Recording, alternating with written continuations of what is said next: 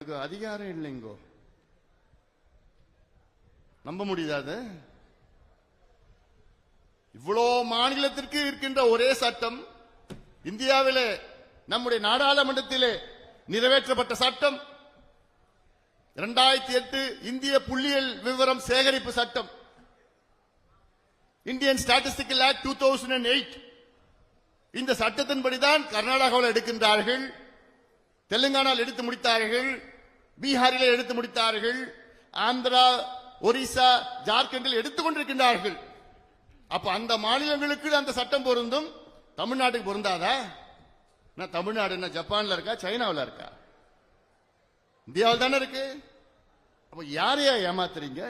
எதுக்கு பயந்து பயந்து இருக்கிறீங்க? முதலமைச்சர் ஸ்டாலின் அவர்களே, உங்களுக்கு என்ன தயக்கம் அல்லது உங்களுக்கு என்ன பயம்? தமிழ்நாட்டில் சாதிவாரி கணக்கெடுப்பு நடத்த, சர்வே நடக்க